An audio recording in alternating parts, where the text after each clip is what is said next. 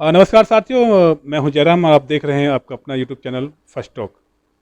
आज हमारे बीच एक ऐसी शख्सियत है कि जिनका राजनीतिक का जो एक कैरियर रहा है, एक सफ़र रहा है, तकरीबन 3 दशकों से भी ज़्यादा, या यूँ कहें कि लगभग 40 सालों के आसपास उनका एक राजनीतिक कैरियर रहा है, राजनीतिक सफ़र रहा है। उनसे हम जानेंगे कि 30 साल पहले या 25-30 साल पहले, 35 साल पहले और आज की जो राजनीति है उसमें कितना बदलाव देख रहे हैं। क्या वास्तव में जो आज के जो युवा नेता पार्टियों में आ रहे हैं, तमाम पार्टी की बात करेंगे, क्या वो बहुत जल्दबाजी में हैं या नहीं है, और अगर हैं तो इसका निवारण क्या है।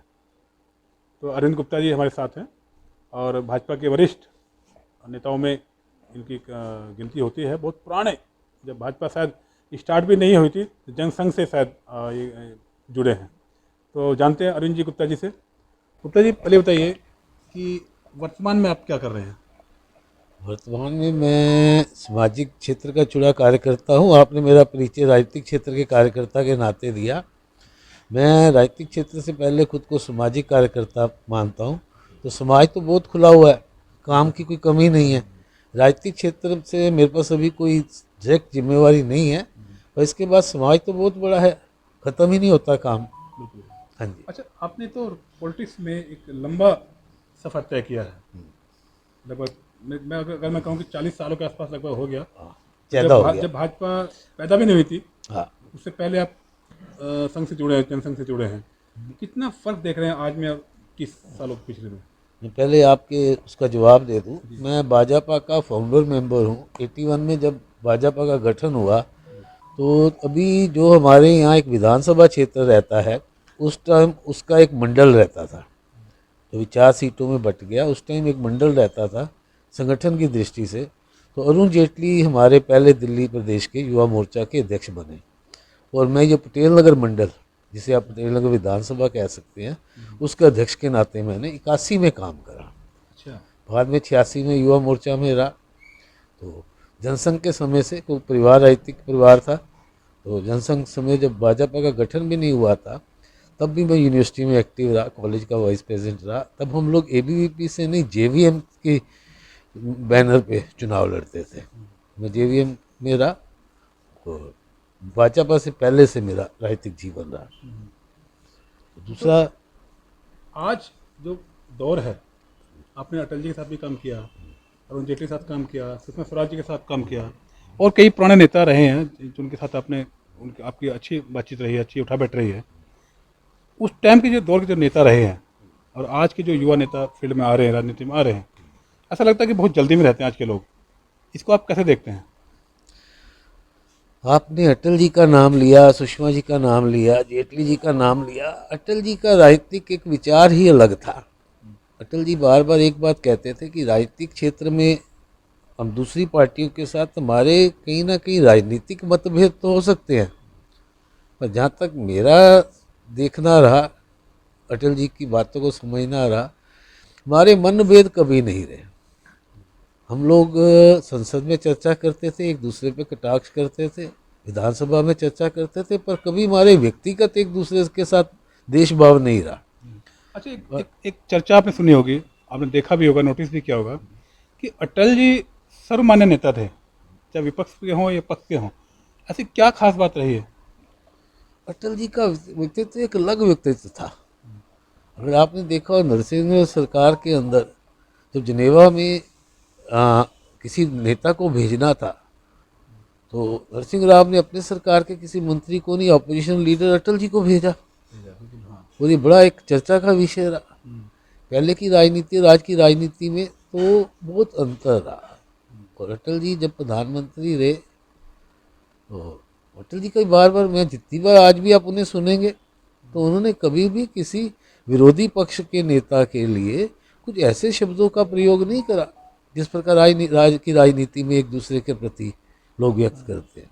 आजकल आजकल के जो युवा जो पॉलिटिक्स में आ रहे हैं, तो हम देखते हैं कि वो बहुत एक अचीवमेंट के लिए, कहीं पहुंचने के लिए बहुत जल्दी में रहते हैं, शॉर्टकट रास्ता अपनाने की कोशिश करते हैं। क्या ऐसा राजनीति में होना संभव है, या शॉर्टकट कोई रास्ता है पहुंचने का? अगर नहीं तो इसका निवारण क्या है। जयराम जी, कारण क्या है राजनीतिक क्षेत्र में इसका? क्यों आज का कार्यकर्ता सब्र नहीं करता, बहुत जल्दी शॉर्टकट अपनाने की कोशिश करता है? पिछले अगर आप देखें 10-12 साल में देश की राजनीति में कुछ ऐसे राजनीतिक क्रम हुए, घटनाक्रम बीते, जिससे युवा को लगने लगा कि आज राजनीति में आओ और कल हम ऊपर पहुंच जाएं, एमएलए एमपी बन जाएं। उसका एक बहुत बड़ा कारण एक ही आम आदमी पार्टी अरविंद केजरीवाल रहा, जिसने 13 साल पहले आया, 1 साल के अंदर 28 सीटें जीत ली।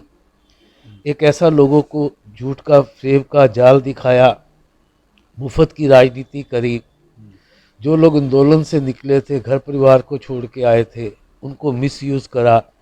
मिसयूज़ क्या करा, बल्कि मैं तो इसके लिए शब्द यूज़ करता हूँ कि इसने जितने आंदोलनकारी, जितने हम लोग कहते हैं कि हम लोग सामाजिक कार्यकर्ता हैं, इसने उन आंदोलनकारियों को 50 साल पीछे भेज दिया। इसने जो देश के अंदर जिस प्रकार की राजनीति करी, शॉर्टकट राजनीति, उससे जितने देश में लोग इसके साथ जुड़े थे, मैं तो बल्कि इसको आंदोलनों का हत्यारा कहता हूँ। कैसे इसको आप कैसे कह सकते हैं? जो जो वादे ये करके आया था, अगर आपको याद हो अन्ना जी के समय, खाली अरविंद केजरीवाल नहीं निकला, बीजेपी, कांग्रेस या किसी और एक पार्टी नहीं, हर व्यक्ति जो समाज से जुड़ा था, जो समाज का भला चाहता था, वो हाथ में मोमबत्ती लेके निकला, हाथ में झंडा लेके निकला, नारा लगाता हुआ निकला। उसे लगा एक देश में नया बदलाव आएगा। उसका कहीं ना कहीं कारण जो हमारे पुराने राजनीतिक दल थे, कहीं ना कहीं उनकी कुछ त्रुटियां थी, जिससे समाज उनसे कुछ रुष्ट था, नया बदलाव चाहता था। और ये अन्ना जी के आंदोलन के साथ जुड़े। इसने पहला जो धोखा दिया, अन्ना हजारे को दिया। दूसरा, अगर आपने याद हो, ये इन दिनों में सब विरोधी लोगों को भ्रष्टाचारी कहता था, स्वराज की बात करता था। आज 12 साल के राज के बाद कहाँ है स्वराज? और जो ये कहता था कि मैं भ्रष्टाचार मिटाने आया हूँ, कुछ निम्न बातें करता था कि मैं ये नहीं लूँगा, वो नहीं लूँगा, मैं उस विषय पे नहीं आऊँगा। कारण है आज मुख्यमंत्री है, उसे मुख्यमंत्री के स्टेटस में रहना लेकिन चाहिए। उनके जो नेता हैं, जैसे राघव चड्ढा हैं, हाँ जी। वो फ्लैट के लिए कोर्ट चले गए हैं। हाँ। तो कहते थे हम कुछ नहीं लेंगे। नहीं, मैं जयराम जी, जो मैं आज कहूँगा, ये कोई राजनीतिक क्षेत्र का व्यक्ति नहीं कहेगा आपसे, है अपोजिशन का व्यक्ति नहीं कहेगा। एक एमपी है, उसे एमपी की जो फैसिलिटी मिलती है लेना चाहिए। एक सीएम है, उसे सिक्योरिटी भी लेना चाहिए, सीएम का घर भी। कारण क्या है, सीएम किसी पार्टी का नहीं है, पूरे प्रदेश का है, प्रदेश की जो जनता है उसका है। आज जनता की सुविधा के लिए अगर उसे बड़ा घर चाहिए, उसे लेना चाहिए। पर बड़े घर का मतलब ये नहीं शीश महल खड़ा कर दे। जो मापदंड है, पैमाने हैं, जो मानक है, उन मानकों को तोड़ के उन पैसे का, अपने उस पद का दुरुपयोग करते हुए शीश महल खड़ा कर दे, जो एक विषय आया हुआ है समाज के अंदर। जो अरविंद केजरीवाल ने अगर एक सीएम के लेवल का ये घर लेता, किसी को ऑब्जेक्शन नहीं होना चाहिए। सिक्योरिटी लेता, किसी को ऑब्जेक्शन नहीं है। बट ये जो इसने आज करोड़ों रुपया देश की जनता का, दिल्ली की जनता का उस घर में फूका, और उस समय फूका जब सारा दिल्ली, पूरा देश कोरोना के कहर से परेशान था। उस समय ये घर में शीश महल की प्लानिंग बना रहा था। क्या व्यक्ति की छोटी सोच है, मैं तो इसे छोटी नहीं, नीच सोच कहूँगा। मतलब इस लेवल का व्यक्ति सीएम जो होता है, पालक होता है प्रदेश का। और पालक उस समय क्या सोच रहा था कि मेरी छत कैसी होगी, मैं कैसे पुराने घर तोड़ूंगा, नया घर बनाऊंगा, मैं घर में 8 लाख का पर्दा कैसे लगाऊंगा। जनता मर रही थी, हाँ, और ये शीश महल के लिए अपना, ये शीश महल के। तो मेरा खाली कहना क्या है कि आपको जब जनता सिर माथे पे बैठाती है, आप जनता के सिर मोर बन जाते हैं, आप किसी पार्टी विशेष के नहीं। यही अटल जी से मैंने सीखा। अटल जी कहते थे प्रधानमंत्री देश का होता है, सीएम प्रदेश का होता है। अब चुनाव लड़ते हैं किसी चुनाव चिन्ह, किसी पार्टी संगठन से, पर जब आप जीत जाते हैं तो आप क्षेत्र का प्रतिनिधित्व करते हैं, तो आपको पूरे क्षेत्र, उसमें व्यक्ति विशेष के लिए अंतर नहीं रहना चाहिए। तो इसने तो खाली अपने लोगों को सिविल डिफेंस के अंदर वॉलंटियर, सर पैसे का मिसयूज क्या नहीं करा। और आने वाला समय आप देखिए आगे क्या क्या होता है। तो साथियों, ये थे अरविंद गुप्ता जी, जो भाजपा के बहुत पुराने वरिष्ठ नेता हैं, और इन्होंने अपनी जो बातें हैं बहुत ही बेबाकी से रखी हैं, सुनाई आपने।